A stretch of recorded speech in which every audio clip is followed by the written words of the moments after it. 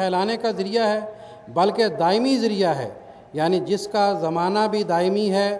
اور جس کی برکات بھی دائمی ہیں۔ لیکن شرط یہی ہے کہ ہم احمدی خود کو ان برکات کے حصول کا حقدار ثابت کرتے رہیں، اپنی اور اپنی نسلوں کی آبیاری ایمان و اعمال صالحہ کے پانی سے کرتے رہیں۔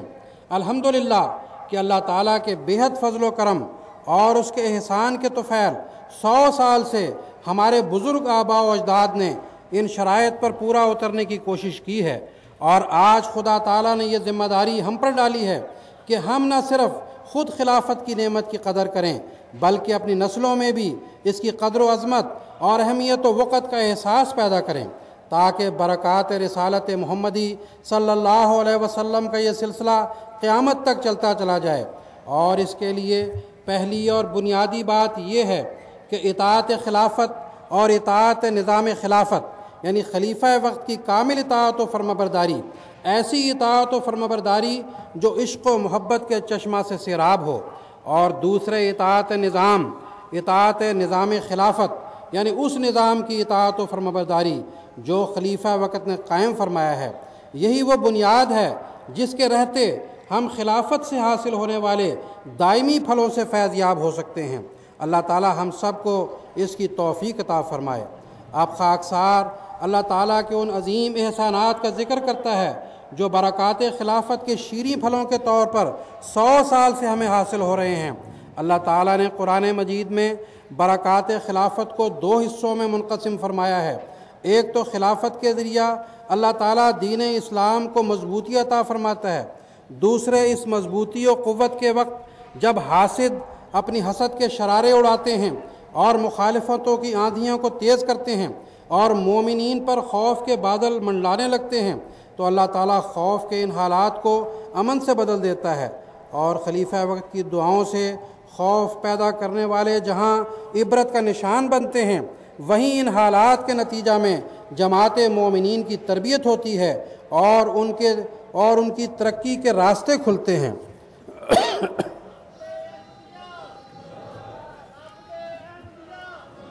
زندہ باد،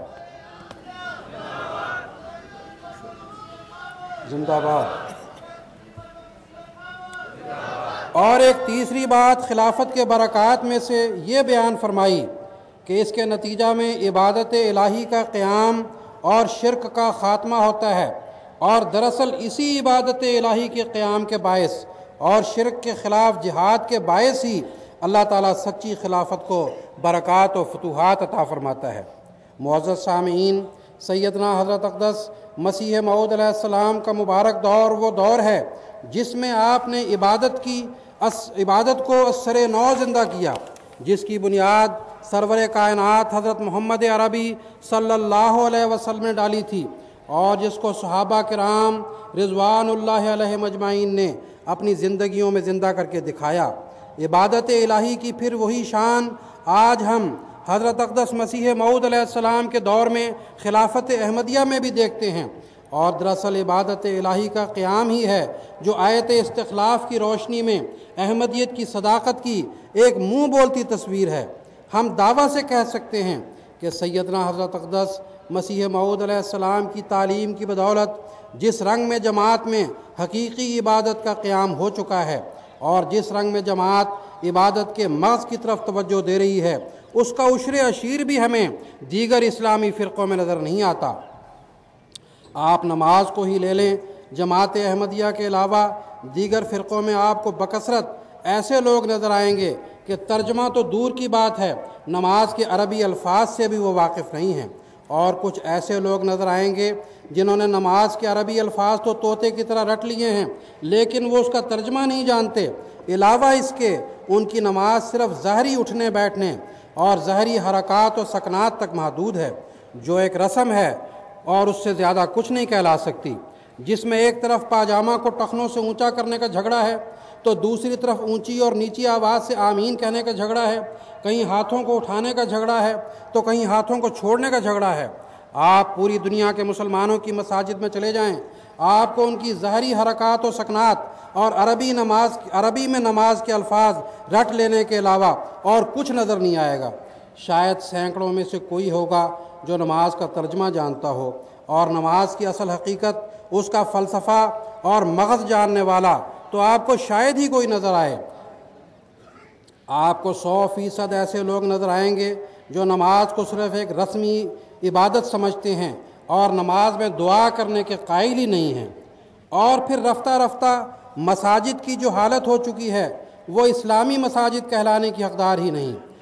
انہیں آپ سنیوں کی مساجد، دیوبندیوں کی مساجد یا شیعوں کی مساجد تو کہہ سکتے ہیں، انہیں خدا کی مساجد نہیں کہہ سکتے، کیونکہ یہ وہ مساجد ہیں جہاں سے اپنے فرقے کے علاوہ دوسرے فرقہ کے لوگوں کو دھکے مار کر نکال دیا جاتا ہے۔ اب آپ خود ہی سوچئے کہاں ہے ان مساجد میں یعبدوننی لا یشرکون بی شیئا کا نظارہ۔ دوسری طرف آپ جماعت احمدیہ میں دیکھ لیں، خلافت احمدیہ کی برکت سے جماعت میں ایک بچے کو تنظیم اطفال الاحمدیہ کے ذریعہ 6 سال کی عمر سے ہی نماز سکھانے کا رواج ہے، پھر ساتھ ہی اس کو ترجمہ بھی سکھا دیا جاتا ہے، اور پھر جب ایک نوجوان خدام الاحمدیہ کی عمر میں پہنچتا ہے تو وہ نماز کے ترجمے کے ساتھ ساتھ اس کی حقیقت اور فلسفی اور اس کے فیوض و برکات کے متعلق قرآن و حدیث کے ارشادات، حضرت اقدس مسیح موعود علیہ السلام اور خلفائے اعظام کے ارشادات کے ذریعہ پڑھتا ہے۔ ایسے میں اس کے اندر عبادت الہی کا ذوق و شوق پیدا ہوتا ہے، اور انصار کی عمر تک پہنچتے پہنچتے اس کے اندر عشق کی حد تک اللہ کی عبادت کا شوق پیدا ہو جاتا ہے۔ آپ کو ان پڑھ احمدی بھی ایسے ملیں گے جو نماز کے عربی الفاظ کے ساتھ ساتھ اس کا ترجمہ جاننے والے ہیں، اور نماز کے الفاظ پر غور کر کے اور اس میں ڈوب کر نماز ادا کرتے ہیں، اور جب کبھی قومی طور پر سستی پیدا ہونے لگتی ہے تو خلیفہ وقت فوراً قیام نماز کے تعلق سے خطبہ ارشاد فرماتے ہیں، بلکہ اب تو حضرت اقدس خلیفۃ المسیح الخامس ایدہ اللہ تعالیٰ بنصر العزیز کا کوئی بھی خطبہ اور خطاب ایسا نہیں ہوتا جس میں قیام نماز اور اس کی حقیقت کی طرف نہ صرف مردوں کو بلکہ عورتوں کو بھی توجہ نہ دلائی جاتی ہو۔ باوجود سخت مخالفت و مشکلات کے جماعت احمدیہ کی طرف سے دنیا میں اب تک ہزاروں مساجد تعمیر کی جا چکی ہیں، اور اکناف عالم میں تعمیر ہونے والی جماعت احمدیہ کی یہ مساجد ہی دراصل خانہ خدا کہلانے کی حقیقی حقدار ہیں، کیونکہ جماعت احمدیہ کی طرف سے ہر مسجد کی تعمیر پر یہ کھلم کھلا اعلان کیا جاتا ہے کہ اس مسجد کے دروازے ہر اس شخص کے لیے کھلے ہیں جو خدائے واحد کی عبادت کرنے والا ہے۔ پس جماعت احمدیہ کی مساجد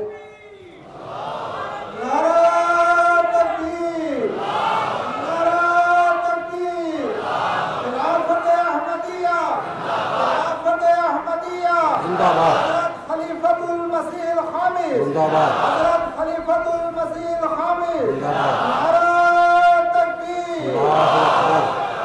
پس جماعت احمدیہ کی مساجد دیوبندی مساجد نہیں، شیعہ مساجد نہیں، بریلوی مساجد نہیں، بلکہ جماعت احمدیہ کی مساجد اللہ تعالیٰ کے وہ گھر ہیں جہاں حقیقی معنوں میں خدائے قدوس کی عبادت ہوتی ہے۔ پس آج کے اس دور میں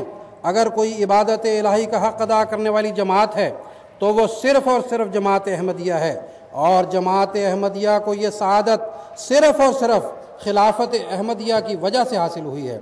ورنہ